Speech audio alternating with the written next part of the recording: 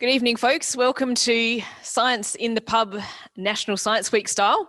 Coming to you not from the pub today, but from the beautiful Hadley's Hotel with a bit of a difference. So we're here for a very special event, Beauty from the Ashes, reflecting on how we respond in Tasmania to fire-affected landscapes. So before we begin, I'd like to pay my respects to the traditional and original owners of this land, the Muwinina people, to pay respect to those who have passed before us, and to acknowledge today's Tasmanian Aboriginal community, who are the continuing custodians of this land. I'd also like to acknowledge that we have no member of the Indigenous community on our panel today. We did have someone lined up, but unfortunately they had to drop out due to a family commitment. But we would very much like to acknowledge the very rich history that Tasmania has of Indigenous burning and the value of the traditional knowledge that the Tasmanian Aboriginal community continue to hold.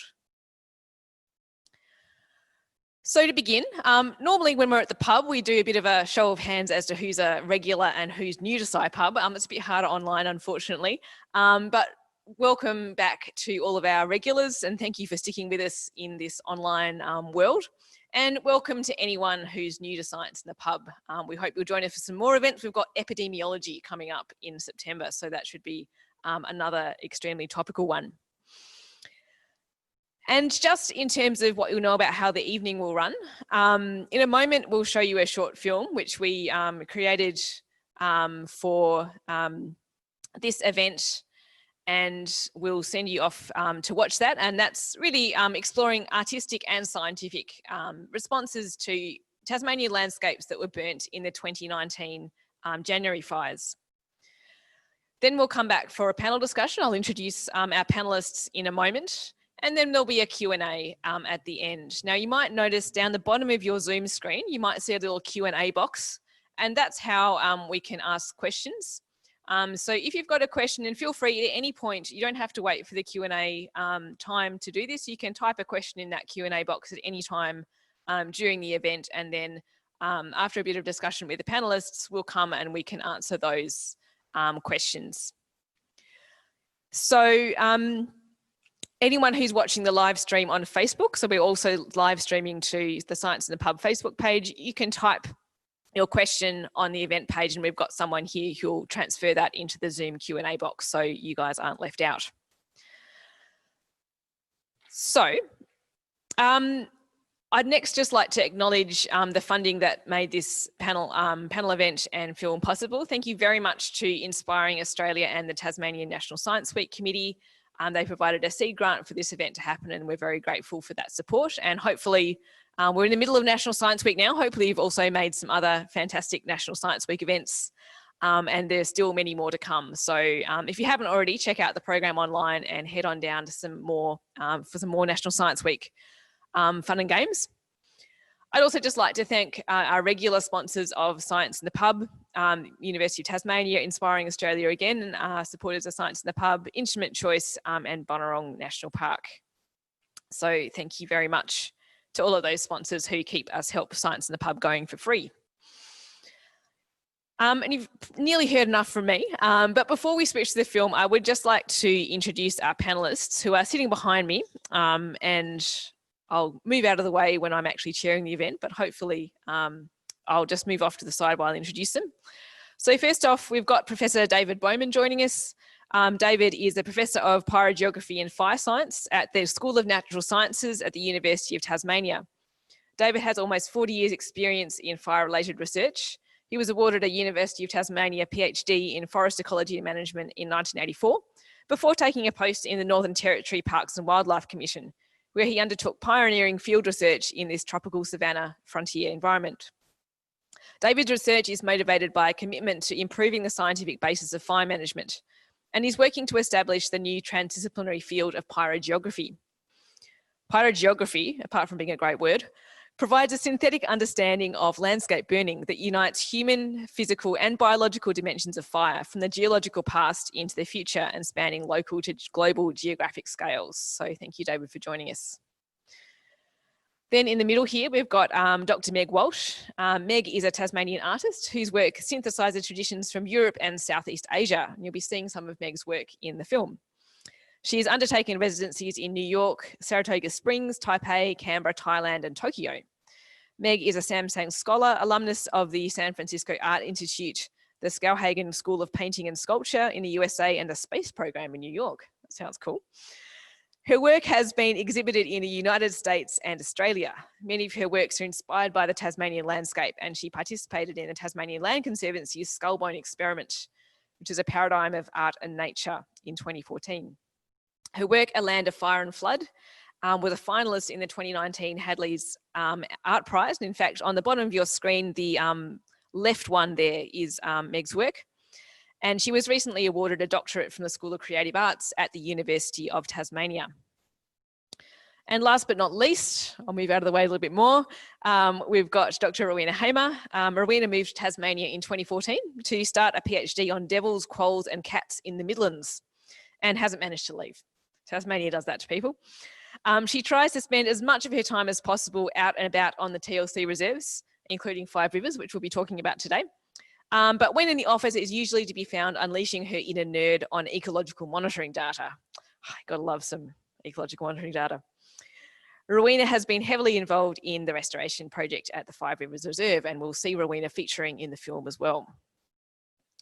And I'd also just like to acknowledge Dr. Amy Jackett as well. Amy's also in the film, and she very much, Amy is the curator of the Hadley's Landscape Art Prize, and co-wrote and co-directed the film and co-organised this event. So also just like to acknowledge Amy. So thank you very much. All right, so without further ado, we'll watch the film. It's about 10 minutes long, and apologies, it is going to be slightly clunky. We discovered in our practice run that streaming a video through Zoom itself doesn't work because you get awful problems with buffering and the sound not happening.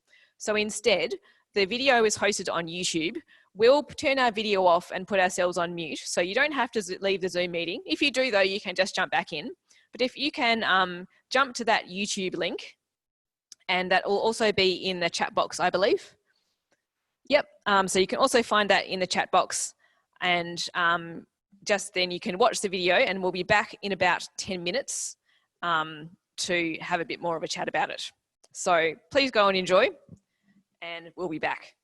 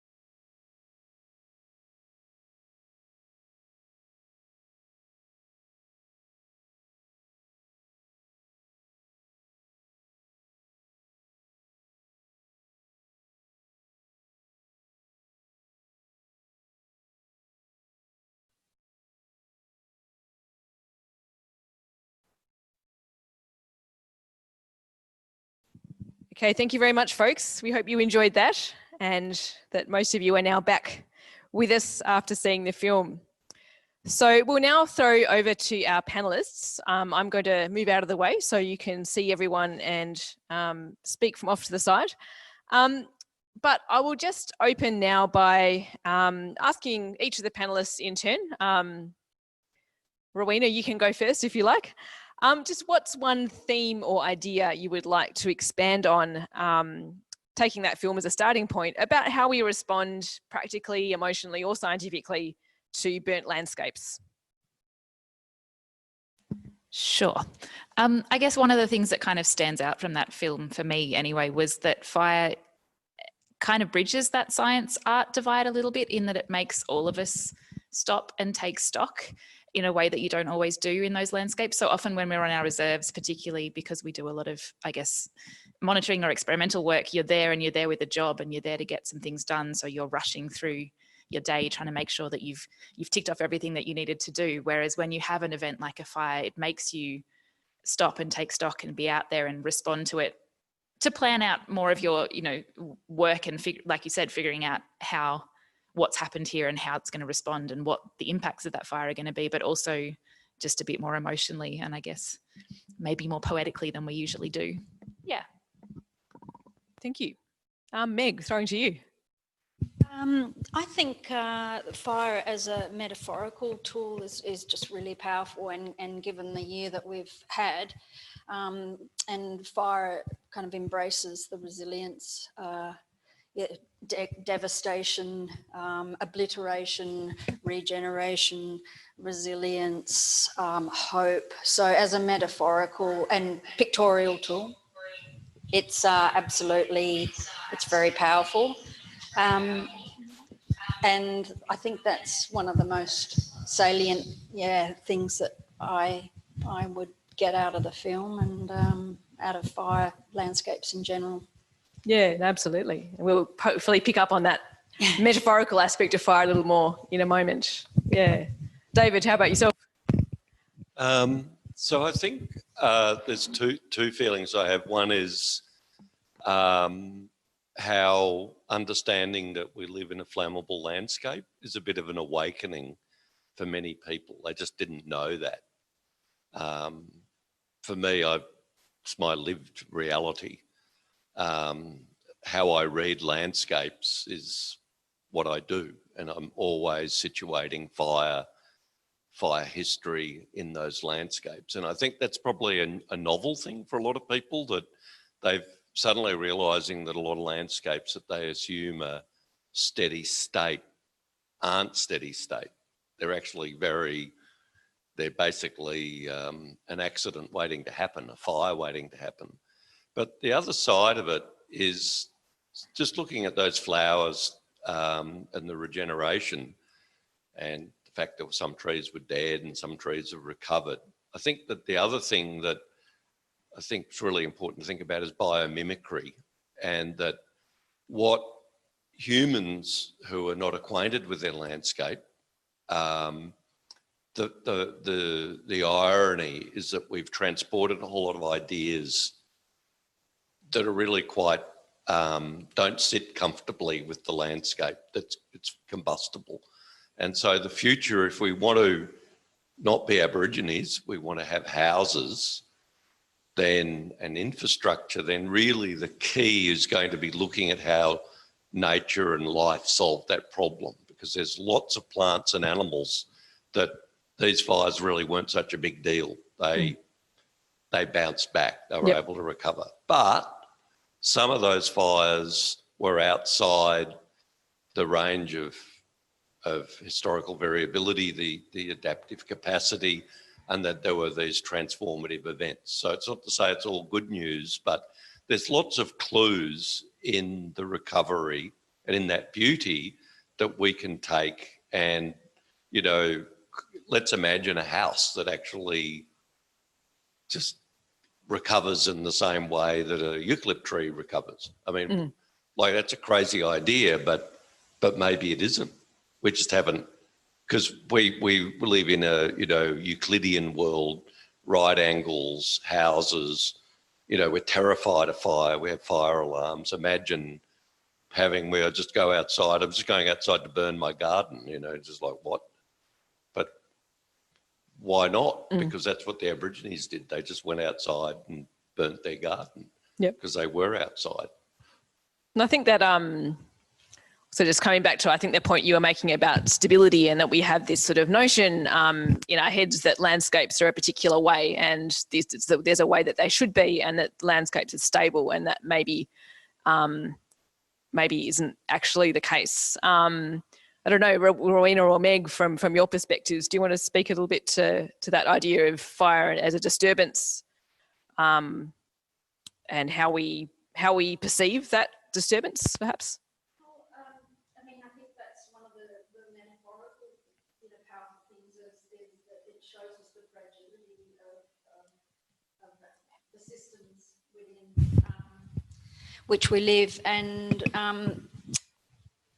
this is probably the truer nature of the world, so it just really rubs our noses in it, and Australians are really at the coalface of this accelerating volatility as we've experienced this year. But Rowena. Yeah, I guess we grapple with that constantly, I think, because as a conservation organisation, we're constantly trying to demonstrate to people that we're managing the landscapes that we hold, and we're managing them for ecological values, and we're keeping them in good condition. But condition's not a stable thing. It's a dynamic process. And if you exclude all disturbances like fire, you obviously, there's some species that benefit, and there's some species that don't, and you can lose a lot of species if you don't allow that natural disturbance to happen. And there's this constant feeling that, keeping those disturbances out is a good thing. Having things unburnt, long unburnt, is high condition. And in some cases it is, and in some cases it isn't. And so having that really nuanced conversation around what condition or what state this landscape is in at the moment, it's complicated, and it's exciting, absolutely. And it's fun, but it's just trying to bring that nuance back in, and that recognition that something doesn't have to stay the same to still be good. Absolutely. Yeah. And so and David might speak to this as well, but so how do we make those decisions? How do we decide, in particular, if we're managing landscapes with fire, either by excluding fire or bringing fire in, we're making decisions in some ways about putting landscapes on a particular trajectory.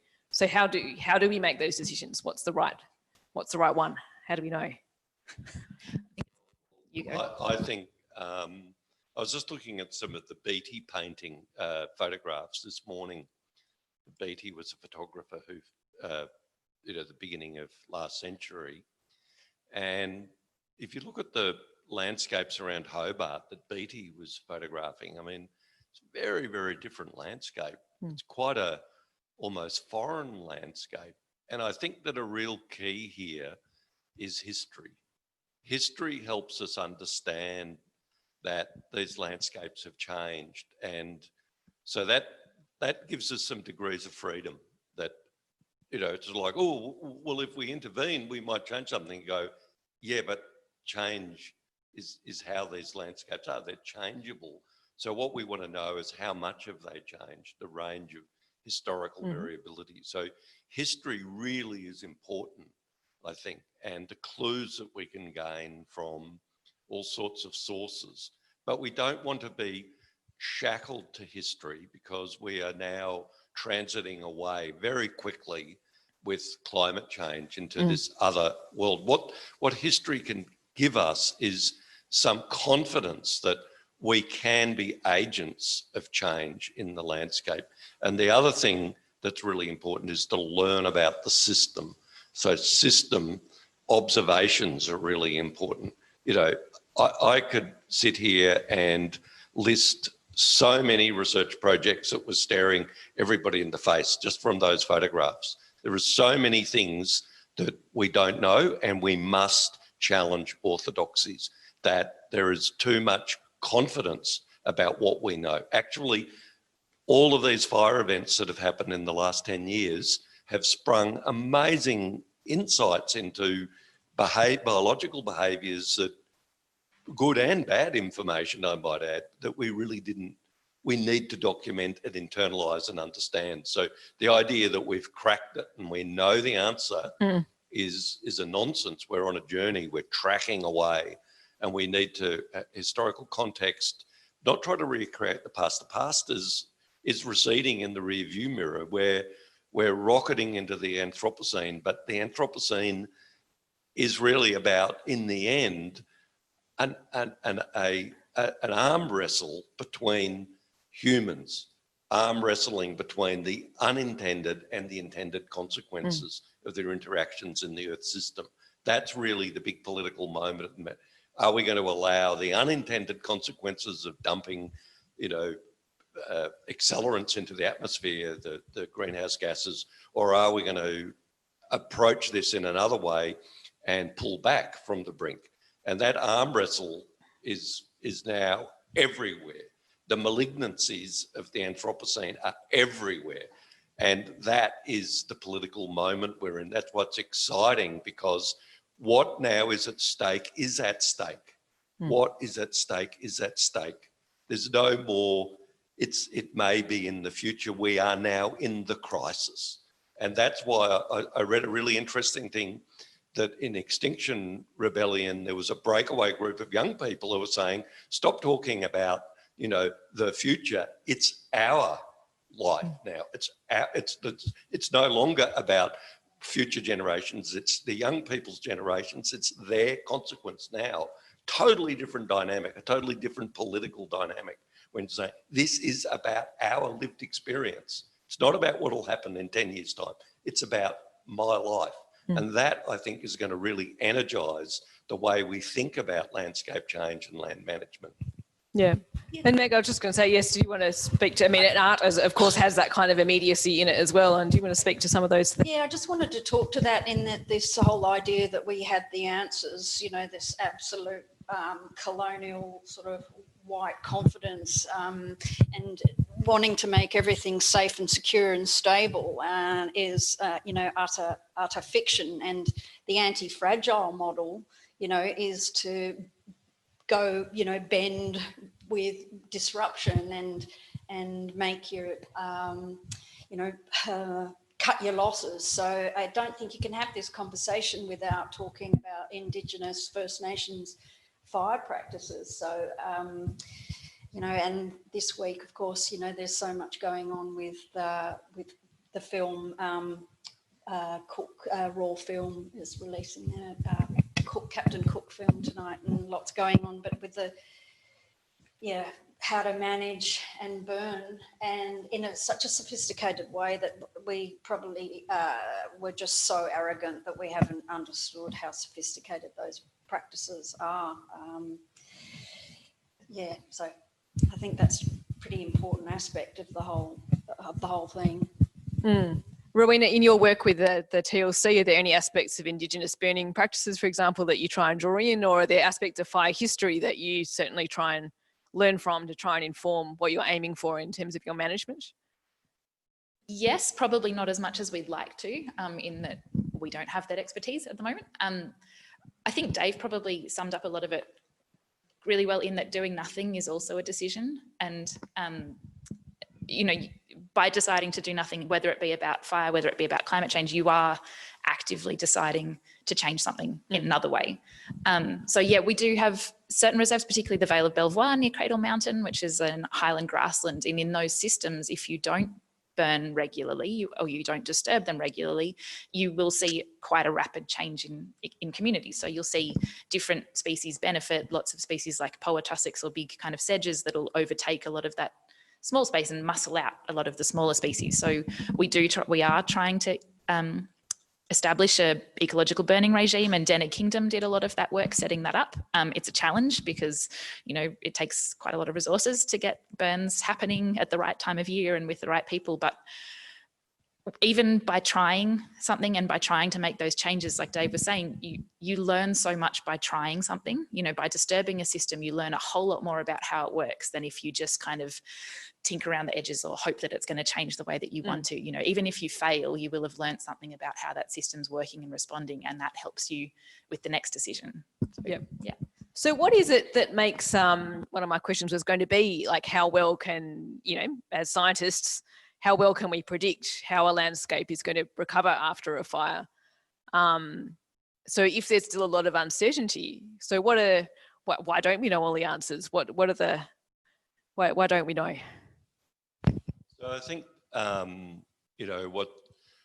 this whole question has really come to a head with the fires that occurred this last summer. Huge array of burning from the subtropics all the way down to Gippsland and into Kangaroo Island and a bit into Western Australia. It's just an astonishing event. It absolutely astonishing. And now the scientists are beginning to look at this, and one of the things is that we're realising is that it really depends. It depends so much. Everything is so contextual.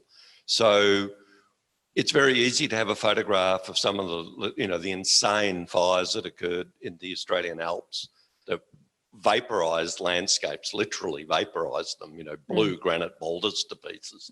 These were atomic explosions, and don't want to underestimate, there was something like 30 plus pyro-CBs, which are really the equivalent of an atom bomb in terms of their energy. But then there were also vast areas which were very lightly burnt. And ecologically, probably not such a big deal. The problem is that if you take a photograph of an atomic bomb site and extrapolate it, say 10 million hectares are all like this, that's not true. And if you take a photograph of a lightly burnt area and said, oh, it's just a fire, that's not true. The truth is that it is actually complicated and very patterned and really geographically contextual. So like it or not, we're all having to learn pyrogeography. We're having to understand that in one fireground, you can have a whole set of different circumstances. You can have, an ecological catastrophe on that side of the hill because that's when the big fire run took place. And yet on the other side of the hill, down in the gully, it was probably actually could have even been ecologically beneficial. And that's in the one fire. So that complexity is so difficult to manage. And it means that it's like all things, like all disasters, that we have to, it's hard for us emotionally seeing such rapid change, but we have to understand that even in the horrors of the Second World War, stuff survived, people survived, cultures survived. They shouldn't have survived, but they did.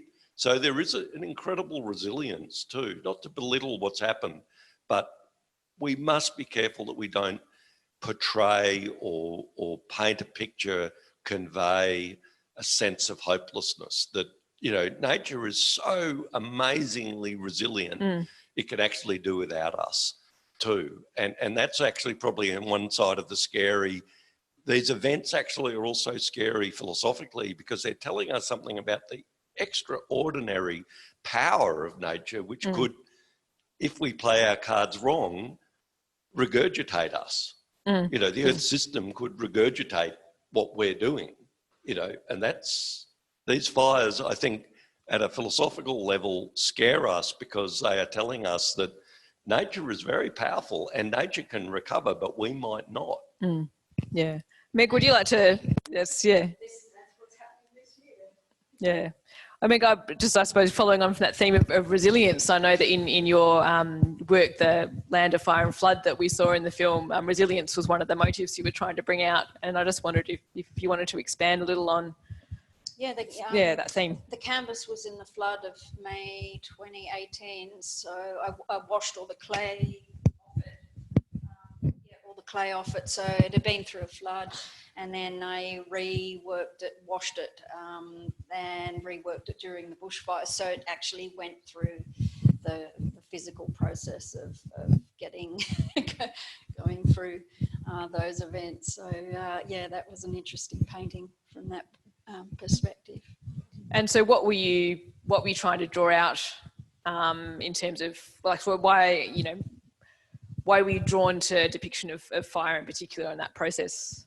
Well, it was the January 2019 fires. And again, yeah, that theme of using it, to embody my own resilience to that awful summer that preceded the one that we've just had that was even worse.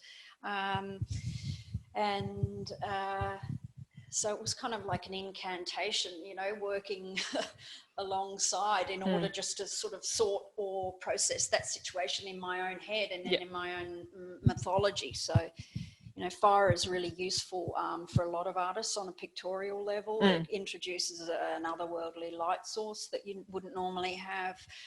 You can obliterate form. You can introduce a completely different colour palette. And, so a lot of artists have used it really productively for that.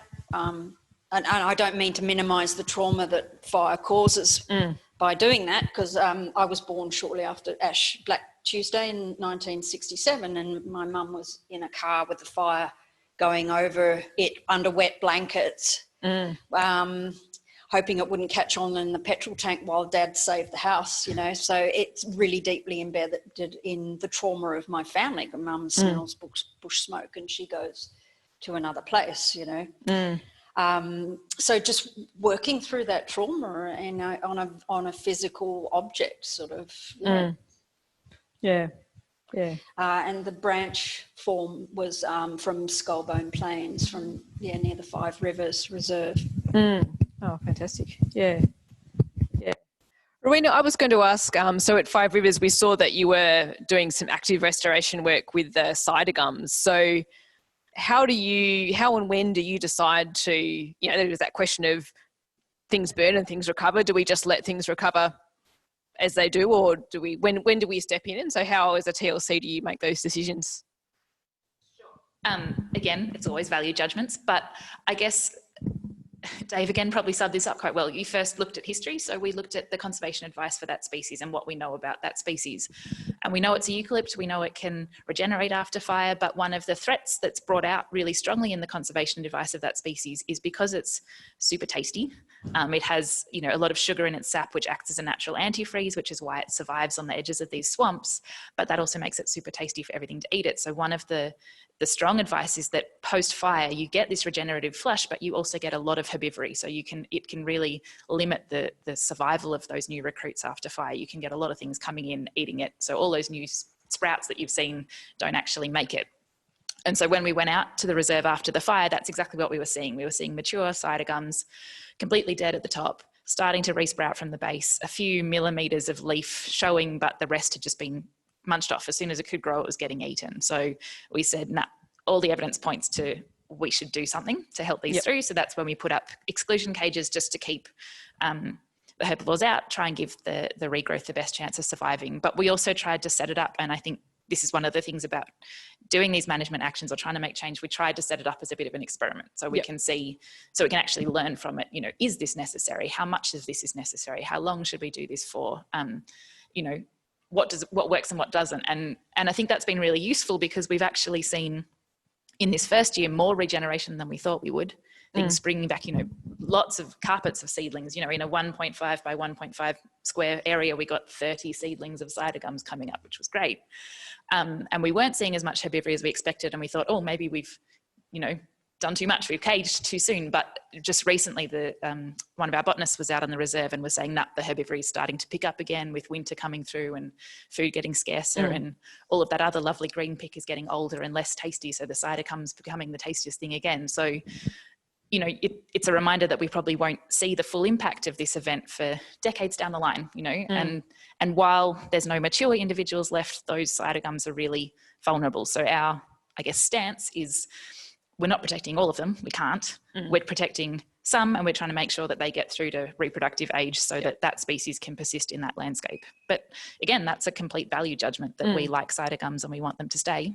Yeah. And we're going to do our best to make that happen. Well, they sound pretty tasty. So exactly. Yeah. David, do you have a perspective on, I suppose, the role or how much, how we decide how much to invest, perhaps that's a good way of framing it, in restoration of landscapes post-fire? For example, you might like to think about, in some ways, I don't know if there's an analogy with, species that are going extinct, and do we really spend millions of dollars trying to protect a species, or do we just kind of let it happen? So how much do we invest when very fire sensitive landscapes are burnt? I suppose I'm talking now particularly about fire sensitive landscapes. How much of a role is there for active restoration ecology work? Yeah, so these are very confronting issues, and several years ago we were involved in a project in Victoria where the unimaginable happened, and a eucalyptus forest was burnt 3 times.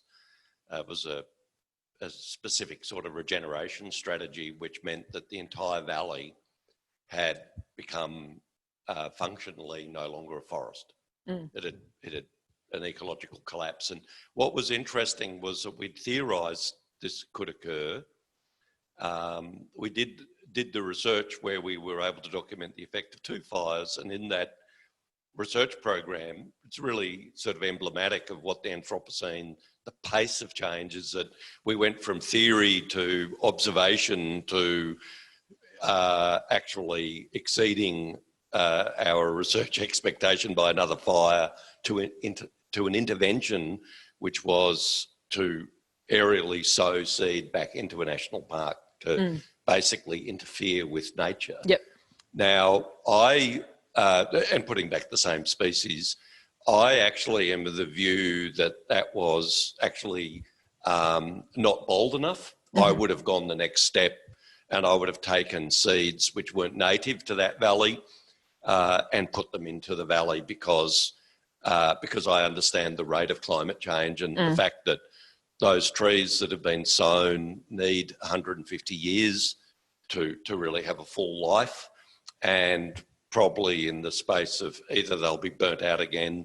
I would expect they'll be burnt out again in the next 10 years. But even if they're not, because of the rate of change in the climate, that they are actually not really, they're not really going to have a happy life. They're going to be struggling because of the dryness and the temperature changes. So in other words, I'm putting on the table, I'm an interventionist. I am fully paid up into understanding what we're into. I can understand classical conservation philosophies. I've left those behind. I've done my grieving. That's all finished for me. Most people haven't got to where I've got to. I understand that. But I know the journey they're on, because they will see things change before their eyes. They will grieve. They will, if they're biologists, understand the processes and understand what will be necessary. But there is hope.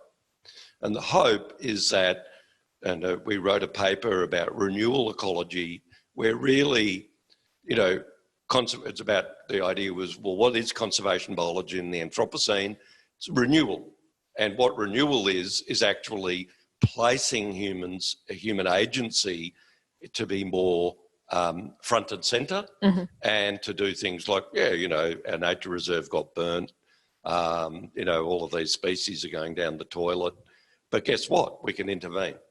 We can actually introduce new ones. I was very privileged to be in the arid recovery where some quolls were introduced into an environment, a fox cat-proof environment. And that's sort of a classic form of renewal ecology where, saying we've got a superabundance of endangered herbivores because there was no predator. Let's roll. Let's go and put a predator in.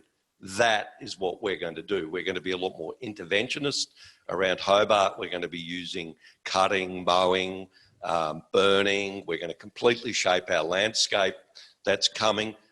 People are not necessarily understanding these things yet, and we need to have a huge conversation, a huge discussion. It's not to say the white coat scientists are going to, force this down people's throats. We have to negotiate and discuss. And we're on a journey, and that's why history is so important. That's why art's so important.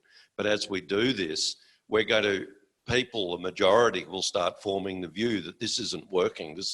we've got sick landscapes. We're going to intervene. We want to intervene. And we can already see this around Hobart. People are wanting changes because they understand the horrifying threat that's building. So I'm a lot more, maybe more radical, I suppose, more expecting that there's going to be change, but I'm also understanding social license and understanding that there's a very, very big journey we're on. And I haven't got time to have philosophical fights with anybody. I'm too busy trying to figure out how we're going to adapt. The last thing I want to do with the rest of my life is try to help people adapt, because what we are now doing is we are in the big adaptation program. This is for real now. This is for real. Extinction is right there pushing, all the way. We're going to be rescuing, because the waves of extinctions are now going to start breaking. And that's going to be traumatic for people. They'll have to, it's been my lived experience. I went through a small mammal extinction in Northern Australia. I know what this looks like. And that's, so we're on a big journey. I'm a lot more radical, I suppose.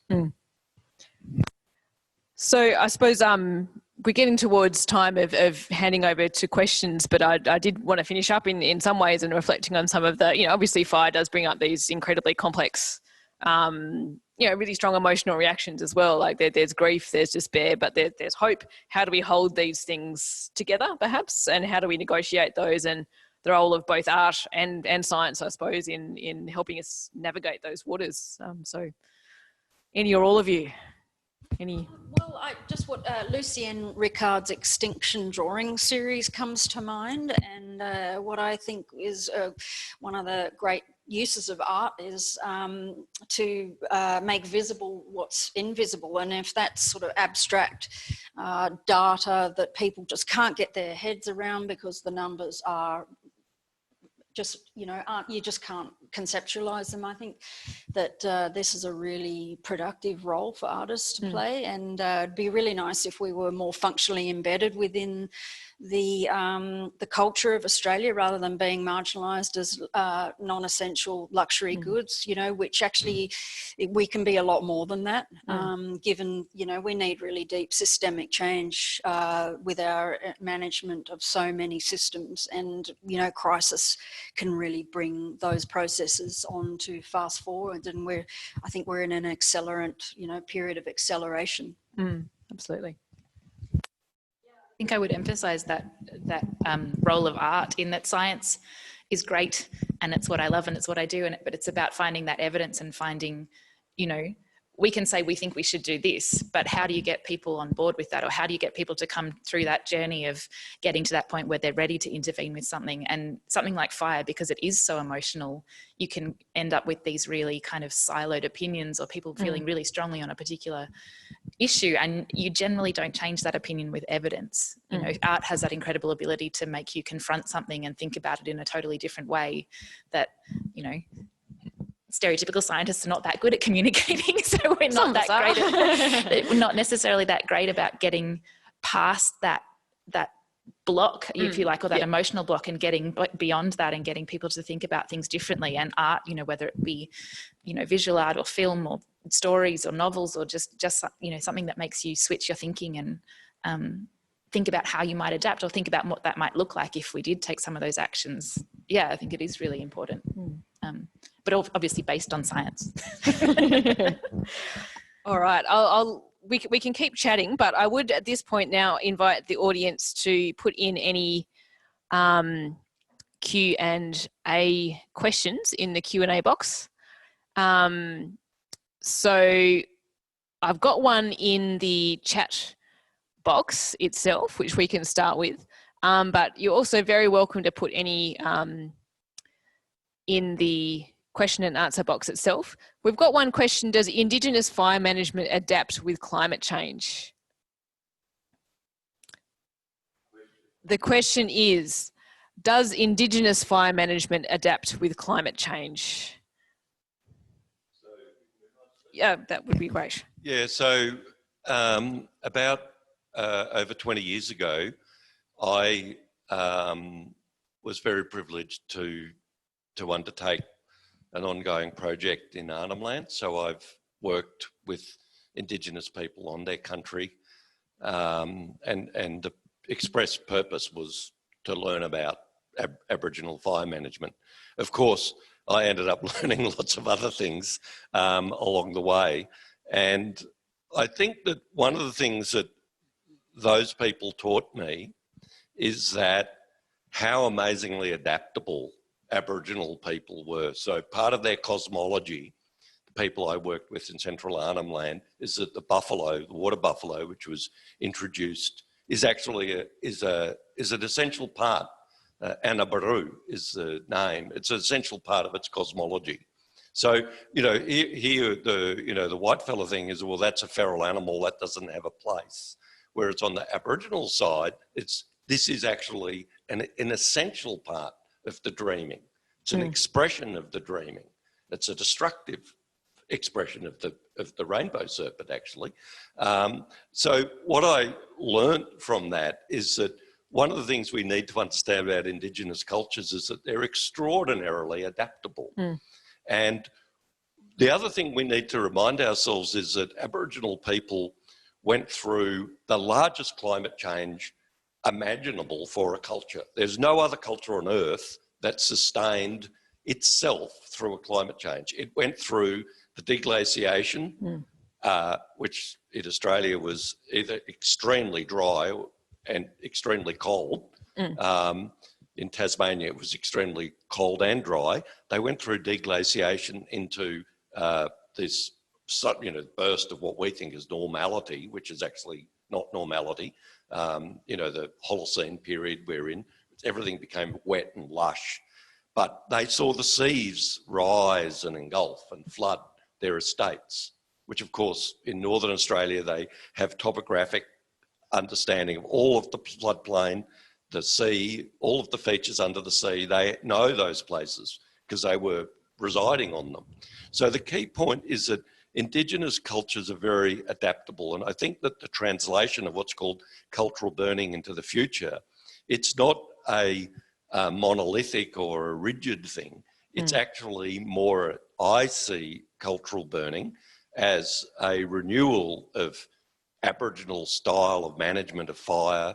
And it's really got a great potential if we can work with Aboriginal communities to adapt to our new circumstances. So I would really resist the idea that there is a fixed way of doing traditional Aboriginal burning.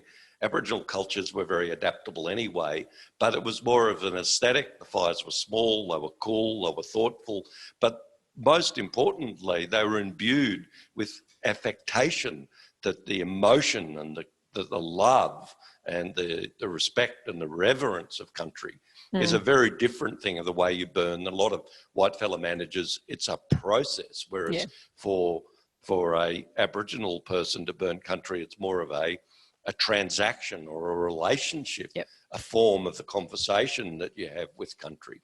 So I think that there is a real opportunity and we need to really work closely with Aboriginal communities to take some of those principles and apply them right on our doorstep.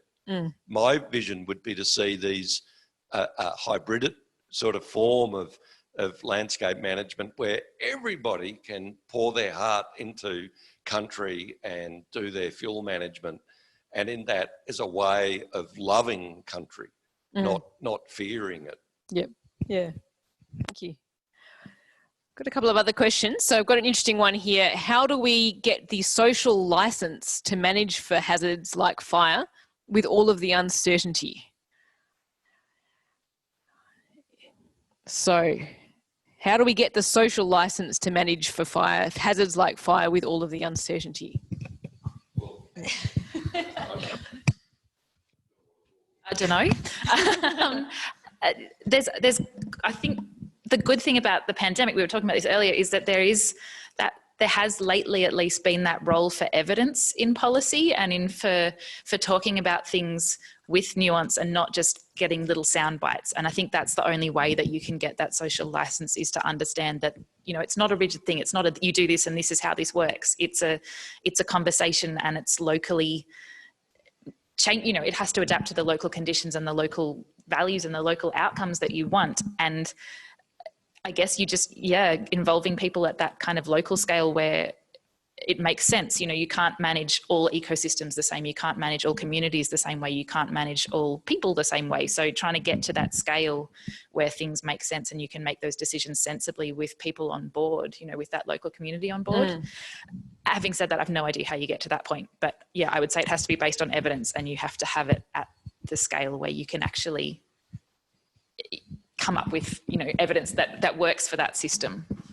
Could I just speak to that really briefly? Yes, I don't of know how course. you do it, but we've come to a time where we need to make demands of our systems to change.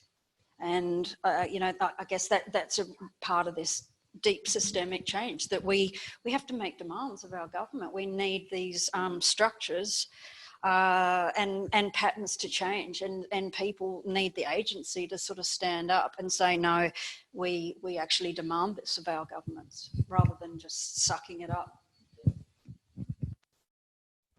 I would say the way we get social license is exactly what we're doing now. We talk and we respect different points of view, and we try to solve problems together, because one of the exciting things about the Anthropocene is that everything pretty much is on the table again. You know, we can renegotiate just in the same way we're doing that with COVID about, you know, what's important, you know, how should we live, you know, how should we work, you know, how do we divide up tasks? All of those things are now back on the table, and that's going to happen with, you know, these issues of how do we, you know, manage natural hazards, how do we actually, you know, start the energy transition that we're going to need, and the consequences of that. So social license is not going to be top down, it's going to be top down and bottom up. And, you know, let's hope that democracies can prevail, because they are, as far as I can see, probably the best. They're not perfect, but they're a better model for working through things if you have people who are actively engaged. And I think that's the crisis that's occurring in the United States now, is that will the democracy fail, or will there be so much interest in doing new things that the democracy will be actually rejuvenated? No, it's certainly having more conversations is always definitely a good start. We've got another question here. Why do you need to protect the regenerating cider gums from herbivores? Didn't they co-evolve? Yes and no. There are herbivores in that system that they didn't evolve with, deer being an obvious one, moving up into that landscape, rabbits, etc. But yes, to a certain extent, they have evolved with herbivory. Part of the problem is that it's not just fire and it's not just herbivores. There's a lot of other threats that are coming over the top of that. Climate change being an obvious one. This is a threatened species, which means it's got a whole range of threats operating on it at the same time. And it's that classic thing where, you know, the straw that broke the camel's back. You know, you can have one threat, you can have two threats, you can have three threats, but the sum of all those threats is greater than the sum of their parts. So by trying to just remove or mitigate the impact of one, we're hoping that we can do enough to get it through.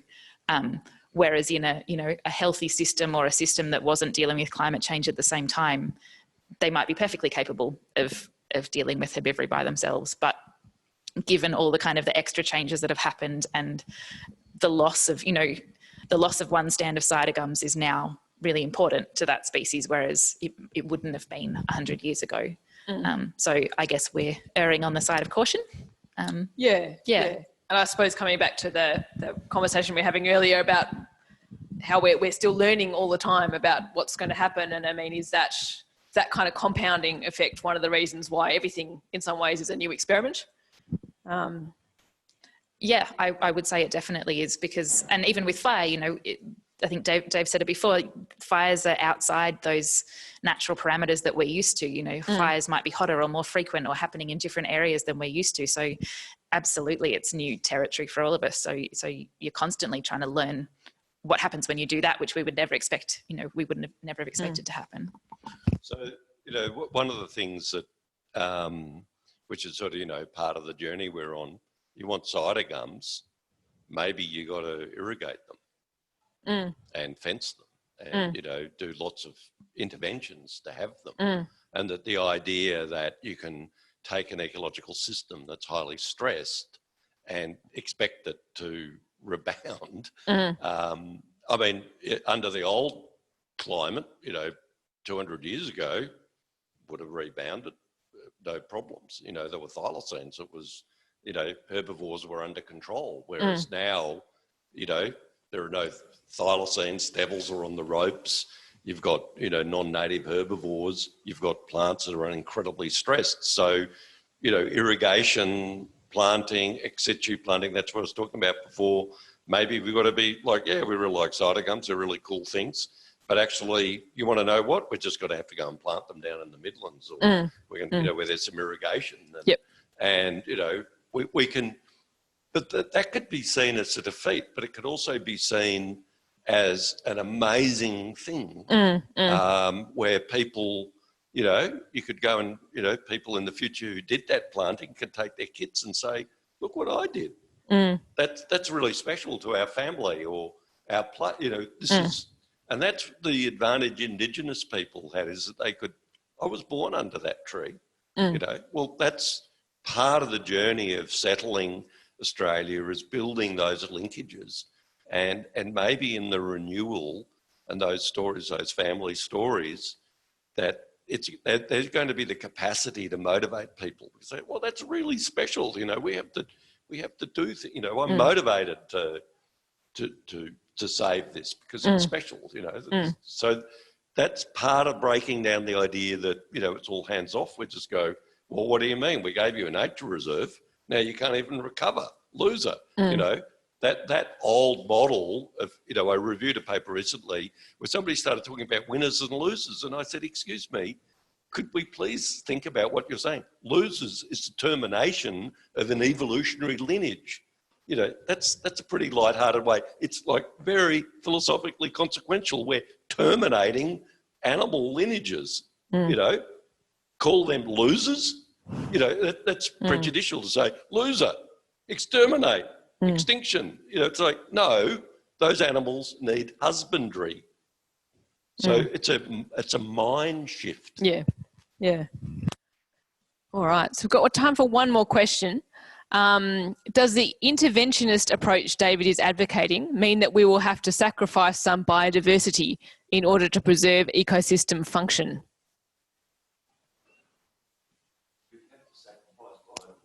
Yes. In order to preserve ecosystem function?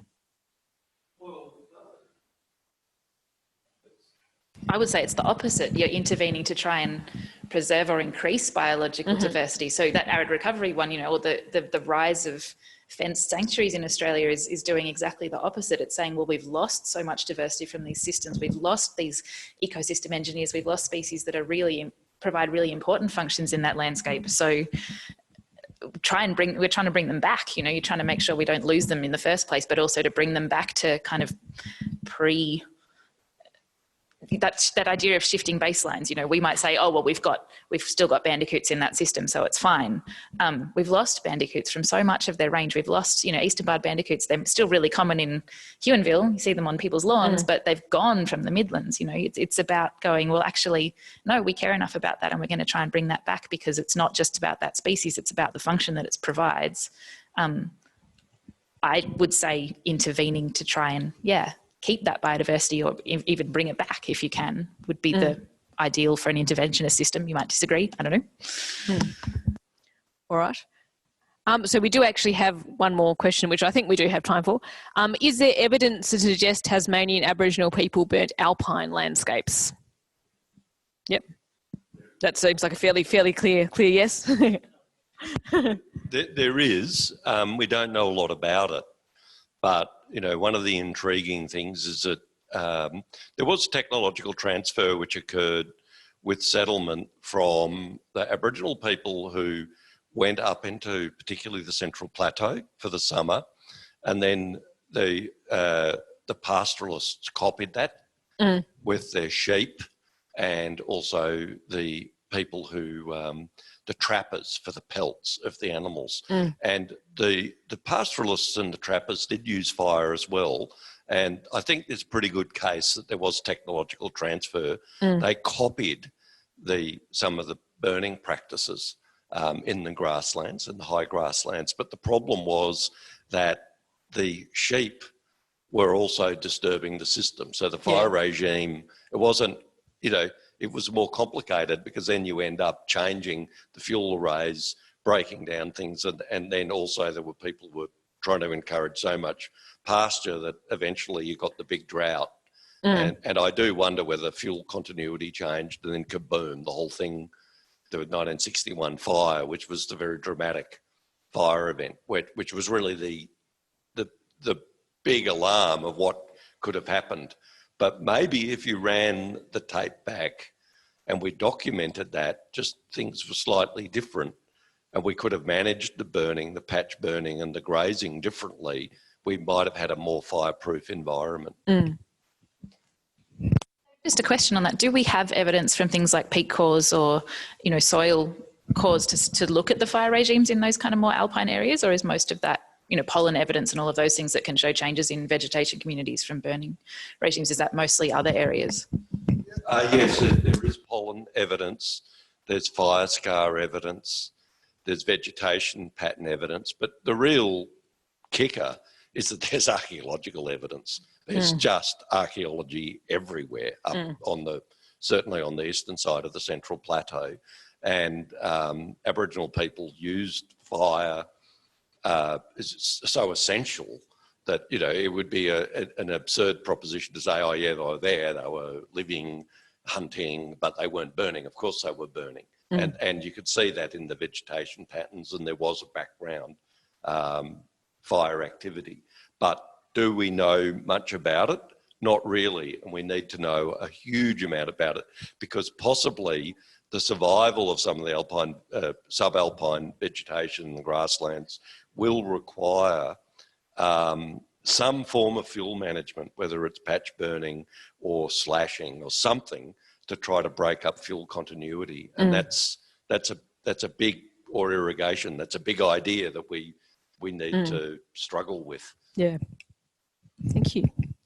Well, we've come to time, so we'll leave it there. I'll come and you can see with the end. We have had a question as well. Can we go and see the picture behind the panel, which is indeed a very beautiful artwork. That's the one that Nigel Hewitt did. So the medium he's actually used is ash. So the picture is actually made from ash. And yes, you can see it's in the Hadley's Hotel. You can come and see it anytime. It's just in to the right. If you come into the foyer and then turn to the right, there's a room with some artworks from the Hadley's Landscape Prize, including this one by Nigel Hewitt. So yes, if you're in Hobart, encourage you to come and check it out. It is very beautiful.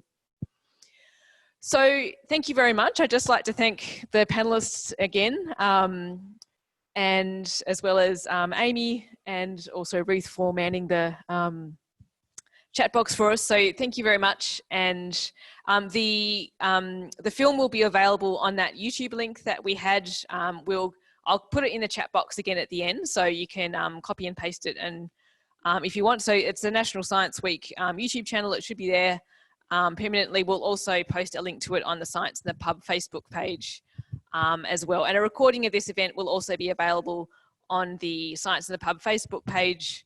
And you can also send an email to the Science in the Pub address if you have any follow-up questions or need to find a link and can't. All right, so thank you very much. We hope you enjoy the rest of your evening, enjoy the rest of National Science Week, and we hope you got something out of today's discussion. So thank you very much. Good night.